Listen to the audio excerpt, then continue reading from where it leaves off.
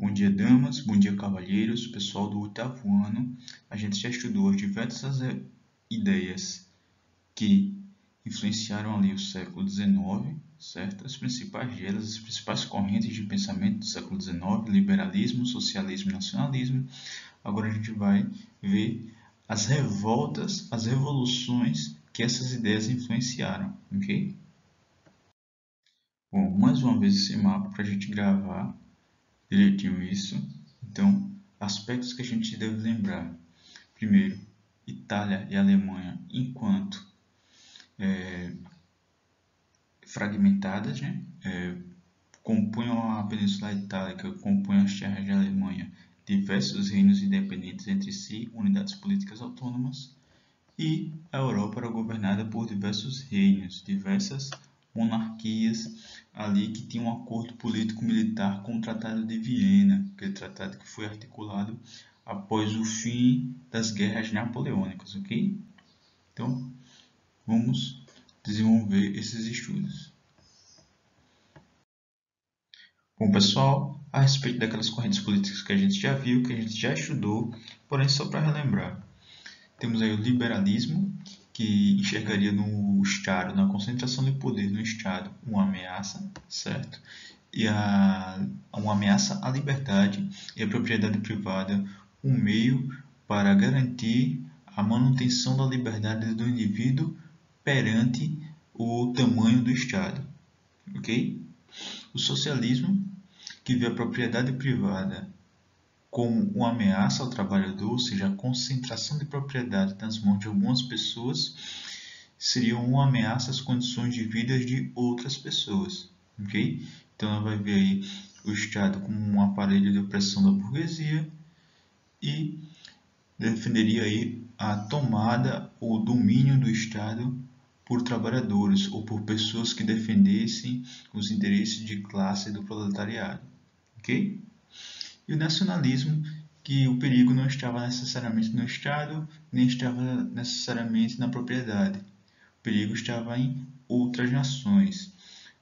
Cada nação tenderia a querer crescer, a querer ter uma maior potência, um maior poder e a subjugar, a dominar as outras nações que não fossem tão poderosas.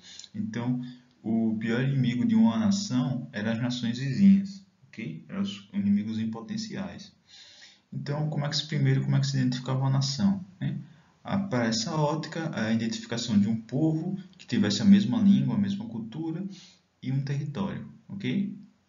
Bom, então o nacionalismo, ele via ali os outros estados como inimigos em potenciais, certo? Então a manutenção daquele estado que tinha aquele mesmo povo, aquela mesma língua, aquela mesma terra, seria o mais importante. O socialismo via a concentração de propriedade nas mãos de poucas pessoas como uma ameaça à qualidade de vida dos trabalhadores. E o liberalismo via o aumento do poder do Estado como uma ameaça, ok? Agora vamos prosseguir pelos principais movimentos políticos, as principais revoltas, as principais revoluções que aconteceram no século XIX, influenciado por essas três ideias.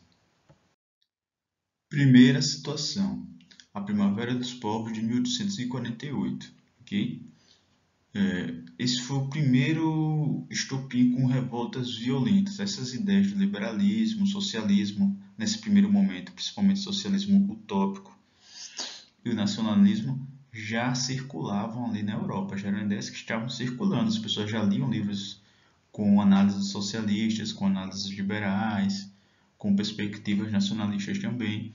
Então, essas ideias já estavam circulando e já se formavam pequenos grupos políticos em relação a essas ideias, pequenos grupos políticos, no sentido de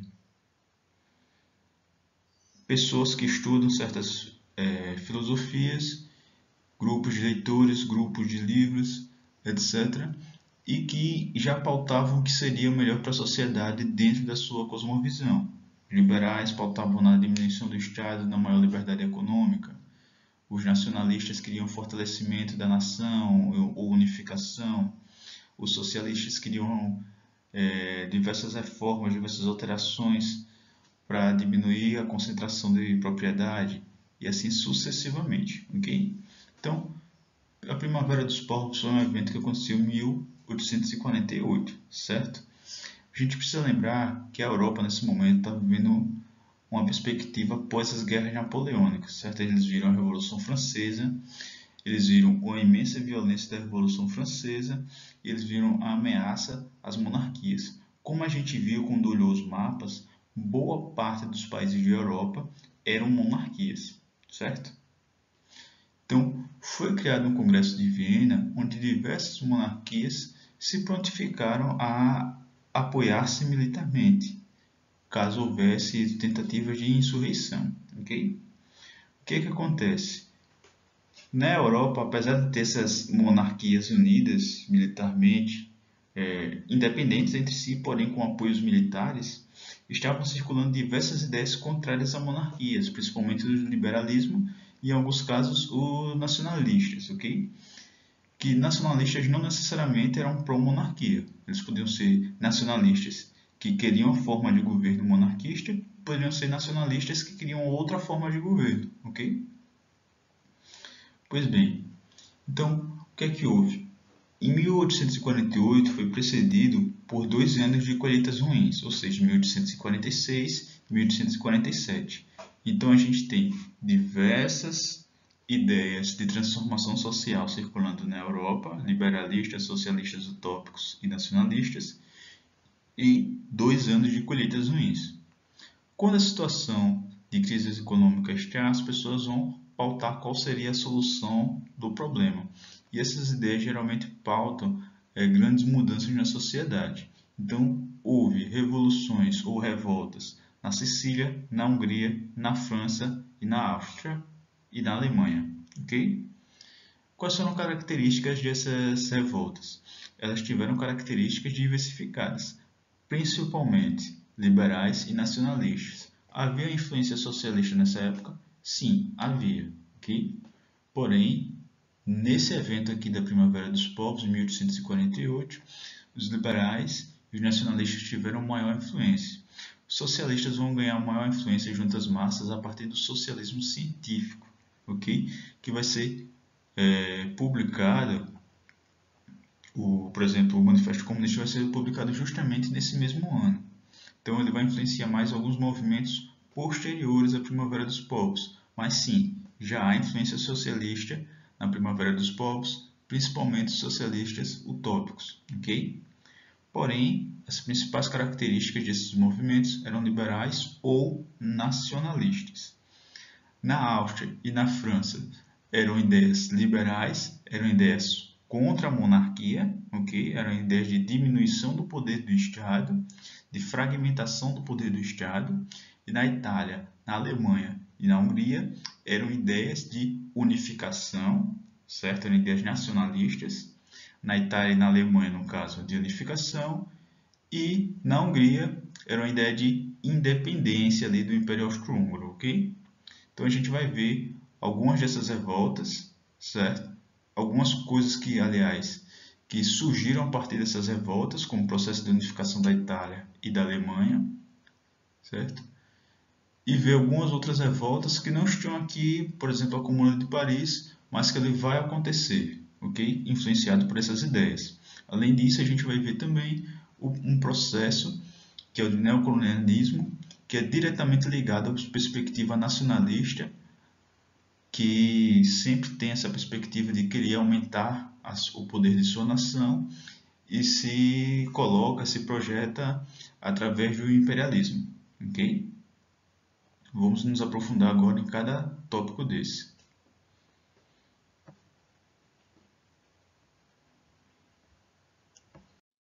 Bom, só para a gente ter uma ideia, aqui as revoluções, as revoltas que aconteceram no 1848, certo? A gente tem um mapa no livro de vocês na página 286, mas aqui só para a gente trazer. A gente vê aqui na França, na Península Itálica, na Áustria e na Alemanha, certo? Onde tem esse foguinho, tem também uma revolta. E vocês percebem pelo o mês também que aconteceram. Em fevereiro, em março, em janeiro, em abril. Todas essas revoltas pipocando em diversos países diferentes no mesmo ano, ok? Isso foi consequência da crise econômica devido a colheitas ruins e da circulação daquelas ideias, tá? Aquelas ideias de transformação social, cada um a seu meio. Os liberais queriam transformação social para diminuir o poder do Estado, socialistas utópicos queriam reformas sociais para diminuir a consideração de propriedade, os nacionalistas queriam transformações sociais para unificar sua nação, e assim sucessivamente. Todas essas revoltas em 1848, ok? Bom, agora o processo de unificação da Itália, ok? Bom, primeira situação, as ideias que povoavam ali a Itália eram principalmente ideias nacionalistas, certo? Havia diversos movimentos nacionalistas dentro da Itália. Os dois principais eram o Ressurgimento e a Jovem Itália. Eram dois movimentos nacionalistas. O Ressurgimento ele pretendia formar uma Itália monarquista a partir do reino de Piemonte, que era um reino monarquista, ok? A Jovem Itália não, a Jovem Itália tinha uma perspectiva de unificar a Itália, porém ela também tinha influências liberais. Ela queria unificar a Itália para formar uma grande república italiana, ok? É importante lembrar que nessa época a gente tinha a Itália dividida em diversas unidades políticas autônomas, como a gente vê ali o Reino de Piemonte, Lombardia, Saboia, Parma e assim sucessivamente, certo? As duas reinos das duas Sicílias e assim por diante. Aqui alguns principados, alguns ducados tão pequenos que nem aparecem no mapa, ok? Mas eram diversos reinos aí. Duas figuras importantes desse período, Camilo Benso, que estava ligado ao Ressurgimento, ok? E Giuseppe Garibaldi. Giuseppe Garibaldi estava ligado à Jovem Itália. Bom, esses dois processos de unificação empreenderão guerra aos mesmos tempos, mas é importante destacar que, através de um plebiscito, os movimentos que estavam ligados à Jovem Itália, os territórios, passaram a ser ligados ao Ressurgimento. Lembre-se que as pessoas elas tinham essa perspectiva da unificação da Itália. Então, há dois movimentos de unificação, que formam dois projetos separados, e meio contra essa perspectiva, ok?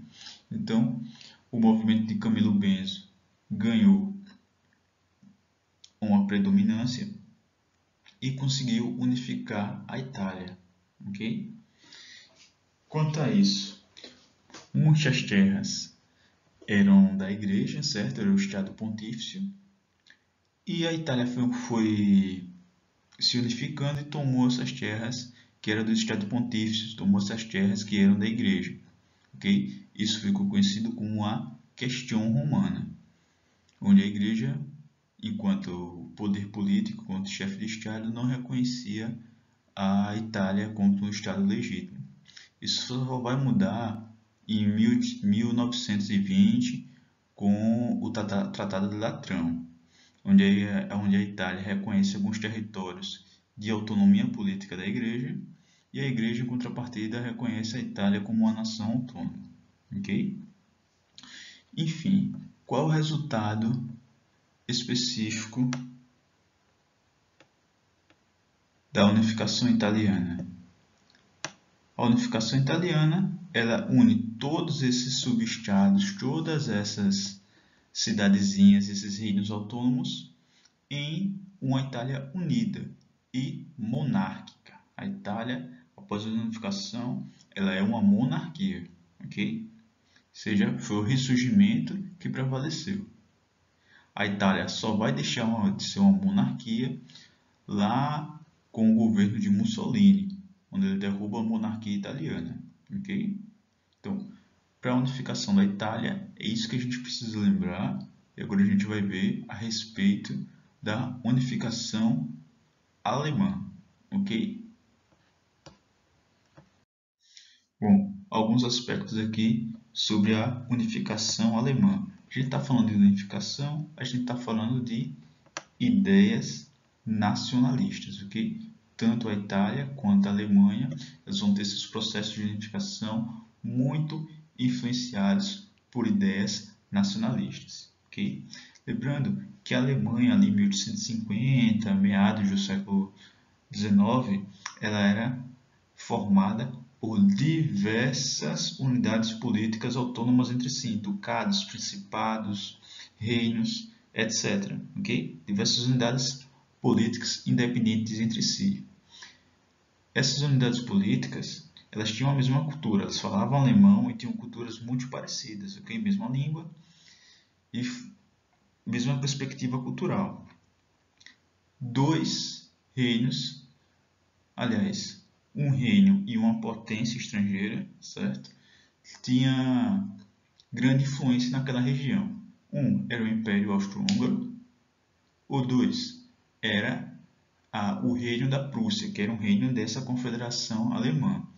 Ambos tinham grande influência na região. Os outros principados menores, eles eram influenciados por esses dois reinos. O Reino da Prússia, ele teve uma estratégia muito peculiar nessa unificação dessa confederação alemã. Foi uma união aduaneira, conhecida como Zollverein. O que seria isso? União aduaneira é quando uma região, certo, composta por diversos estados políticos independentes entre si, fazem um acordo de livre comércio para intensificar o comércio entre uma região e outra região, ok? Então, temos, por exemplo, o Mercosul, que une Argentina, Paraguai, Uruguai e Brasil, certo? Existe um acordo de livre comércio, onde os cidadãos de um país podem ir para o outro país, onde pode-se transportar uma certa quantidade de mercadorias sem pagar impostos, etc. Okay? Então, essa mesma perspectiva de união aduaneira foi proposta pelo Estado da Prússia, que foi o principal ali, Estado alemão nessa época, para permitir o livre comércio entre nações alemãs. Okay? Bom, isso permitia esse livre comércio entre nações alemãs, mas excluía a Áustria. Então, com o passar do tempo, a Prússia foi ganhando uma maior influência econômica do que a Áustria. Okay? Além disso, o Reino da Prússia ele colocou como primeiro-ministro alguém que tinha uma habilidade muito grande, tanto política, como na articulação da diplomacia, quanto na guerra, que foi Otto von Bismarck. Então, dentre essas perspectivas, o Estado da Prússia ele promoveu uma modernização muito grande do seu exército e também acordos ali de não intervenção de outras potências caso houvesse guerra. Pois bem, isso fez com que o Estado da Prússia ele vencesse 3 guerras em menos de 7 anos, ok? Começando em 1864 até 1871. Teve a Guerra dos Ducados, que foi uma guerra da Prússia contra ducados dinamarqueses, certo? Onde ela anexou um território da Dinamarca. Teve a Guerra Austro-Prussiana, que foi entre a Áustria e a Prússia, certo? Essa guerra foi vitoriosa para a Prússia, certo? E marcou um sentimento de anti-Áustria, vamos dizer assim, contra austríacos, o que fortaleceu muito a identidade nacional desses confederados alemães, certo? E por último, mas não menos importante, a Guerra Franco-Prussiana. Essa guerra foi entre a França e essa nova Alemanha já, que estava em processo de unificação sob a influência da Prússia. A Prússia vence a guerra contra os franceses. A França, na época, ainda era uma nação muito importante, era uma nação que tinha sua influência. Até pouco tempo atrás, ela tinha sido uma grande potência que tinha conquistado quase toda a Europa. Então, quando a Prússia, né, em nome dos alemães, vence uma guerra contra a França, ela está se marcando como uma nova potência dentro da Europa. Okay? Então, essa nova nação que surgiu aí da unificação das confederações germânicas, ela vence uma guerra contra a França, ou seja, ela mostra que ela tem poder militar mostra que ela é uma potência. Okay? Junto com essa vitória na Guerra Franco-Prussiana, a gente tem a conclusão do processo de unificação alemã, certo? Que é marcado por essas três guerras e por a União Aduaneira. E também a gente vê a conquista de Alsácia e Lorena, que é um território de disputa entre a Alemanha e a França desde muito tempo. Okay? Eles ficam periodicamente guerreando e dando o território de um para o outro e do outro para um. Essa conquista de Alsácia e Lorena e essa unificação alemã, que vai se lançar uma nova onda imperialista, como a gente vai ver mais à frente, ela vai ser um dos motivos aí da Primeira Guerra Mundial, que é o primeiro assunto que a gente vai ver no ano que vem, ok? Mas é importante que a gente tenha em mente isso. A partir das ideias nacionalistas, a Alemanha se unifica, se torna uma potência, vence essa perspectiva de guerra contra a Áustria e guerra contra a França, mostrando que tem poder militar, anexa aos seus territórios as terras de Alsácia e Lorena, que eram províncias francesas que agora voltam a ser alemães, e lança aí o que se chama Segundo Reich, ou seja, Segundo Império, certo? Essa perspectiva vai ser uma das perspectivas que vai gerar o conflito na Primeira Guerra Mundial, que é assunto do ano que vem, a gente vai estudar ano que vem. Pessoal, outro movimento que aconteceu logo após as guerras franco-prussianas foi a Comuna de Paris, tá? Esse movimento ele durou cerca de 40 dias, certo? E foi um governo provisório que aconteceu na cidade de Paris. O governo provisório é um governo de resistência. Esse governo, o modo desse governo, ele foi muito influenciado pelas ideias socialistas, mais precisamente ali pela Primeira Internacional. O que acontece? Após a derrota dos franceses na Guerra Franco-Prussiana, foi preso o imperador Napoleão III e o restante da elite francesa fez um acordo de paz com os alemães, ok? Porém, a população de Paris, a população de baixa classe, eles eram contrários a esse acordo de paz.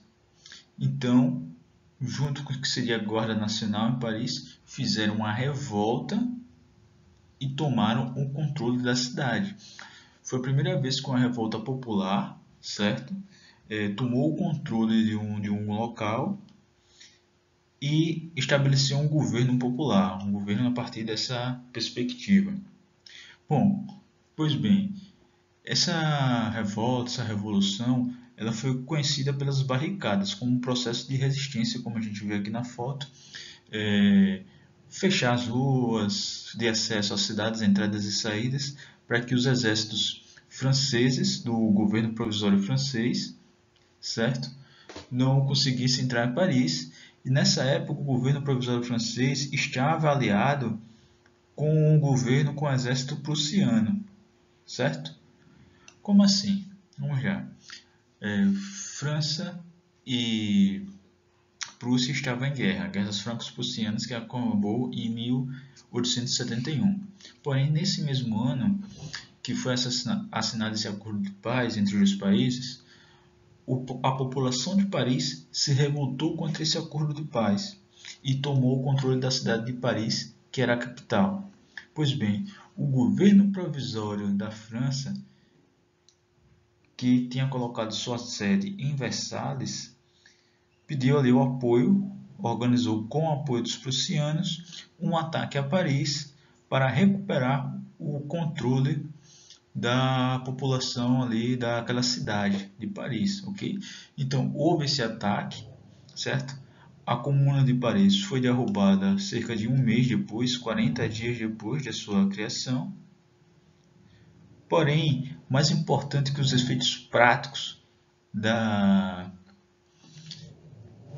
Comuna de Paris, né, de ter tomado o controle, de ter durado muito tempo, ou ter durado pouco tempo, apenas 40 dias, foram suas influências na promoção das ideias socialistas. As ideias socialistas diziam que só iria ter mudanças sociais a partir da organização e da revolução popular, ou seja, a população, o proletariado, pegar em armas e tomar à força o controle do Estado. E a Comuna de Paris foi o primeiro movimento que realizou isso. O governo durou pouco, durou 40 dias, mas foi a primeira tentativa ali na história de se organizar algo nesse sentido, ok? Então, foi a primeira, vamos dizer assim, a primeira experiência em que trabalhadores, em que a população mais oprimida pegou em armas e tomou o controle do Estado, ok?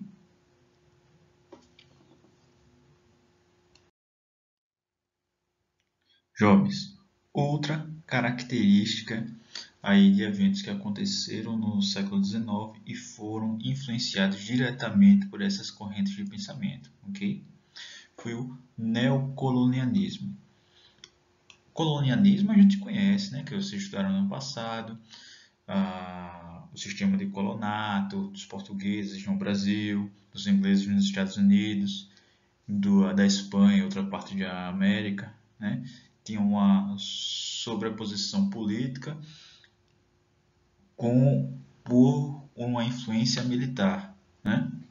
Pois bem, aqui a gente vai ter um imperialismo econômico, que vai ter uma influência política, com certeza, porém vai ter o fator econômico ali como motivo, como meio de controle. Também vai ter uma importância militar, mas as alianças econômicas com certos grupos daquela nação ou daquele país, da África e da Ásia, é que vão sustentar ali uma perspectiva de poder e de controle sobre aquela nação.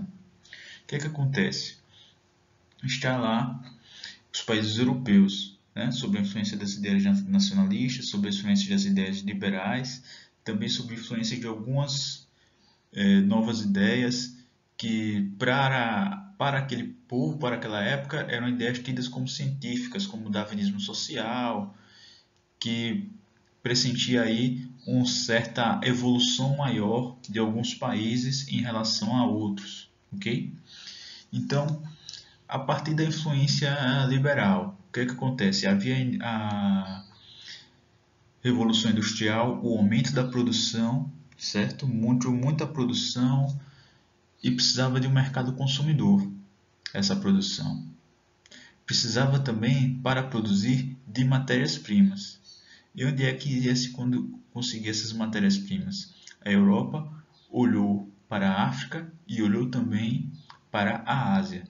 Okay? Então, para atender as demandas tanto de mercado consumidor quanto de matéria-prima, se olhou-se para a África e para a Ásia.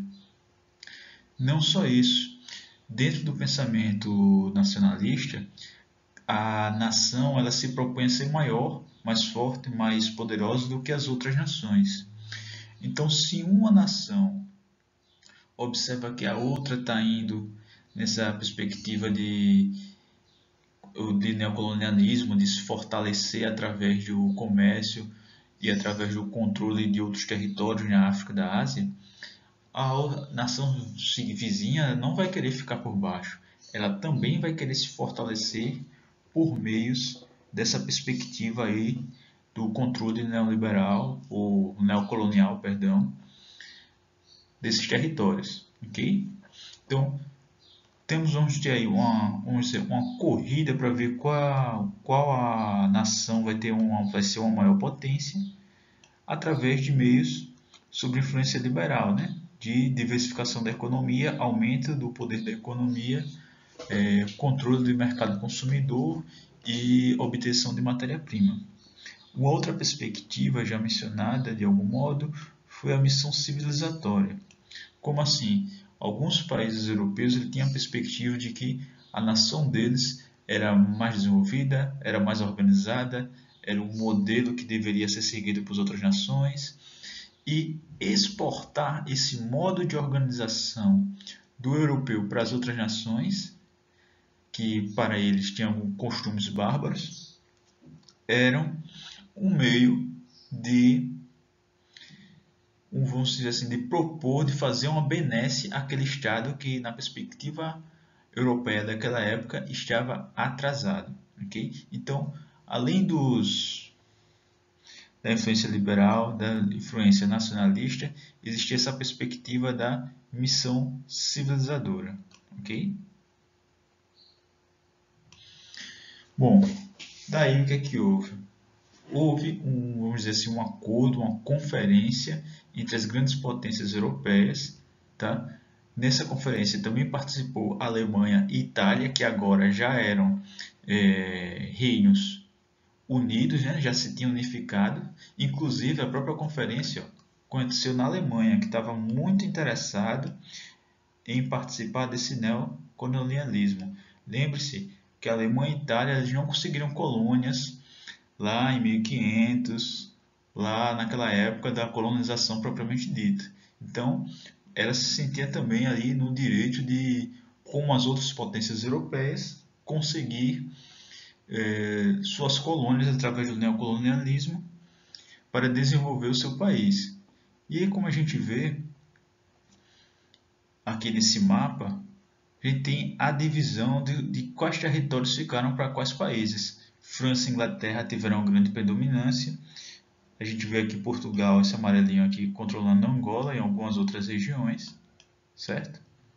E a gente vê a Alemanha e a Itália também participando desse processo.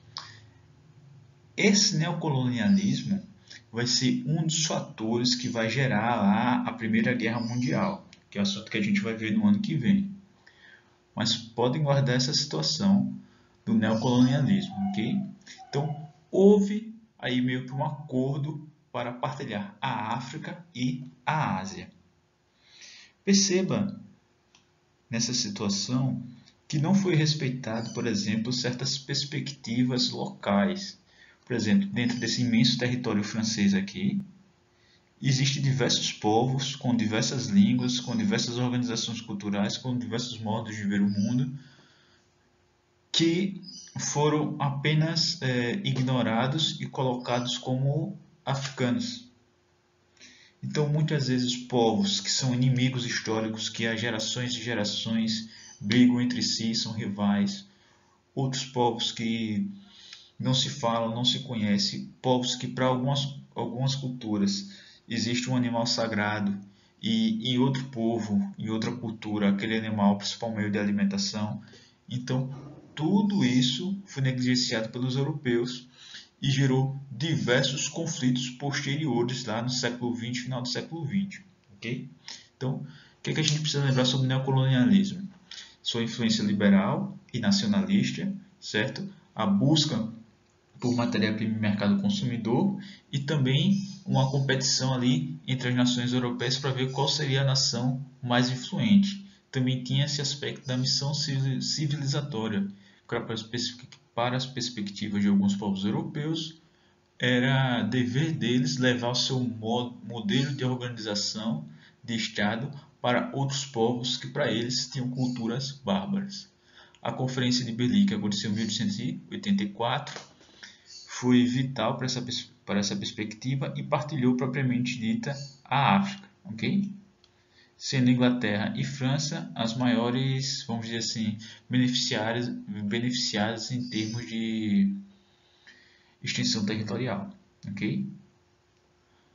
É bom lembrar também a respeito da Ásia. A Ásia ela também passou por um processo de neocolonialismo, certo? Esse tinha um aspecto tanto liberal como nacionalista, mas em alguns países de um cunho mais liberal, ok? O que é que acontece? Dentre outros aspectos, tinha o comércio que já acontecia com a Ásia, certo? Tanto com a África quanto com a Ásia. Mas o comércio de especiarias da Ásia sempre foi famoso desde o período colonial, desde 1500 e etc. E até antes, certo? Porém, o que é que acontece? Devido às propostas de liberalismo, que era o quê?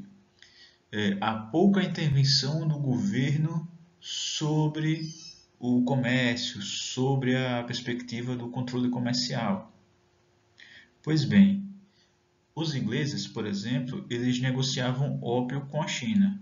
Então, o ópio era uma droga, certo? Na época até era um entorpecente que também não era considerado droga, era até consumido, mas os efeitos eram nocivos. E a população chinesa, o imperador chinês, ele quis proibir a venda de ópio. Então, na perspectiva dos comerciantes ingleses, isso era ruim, inadmissível.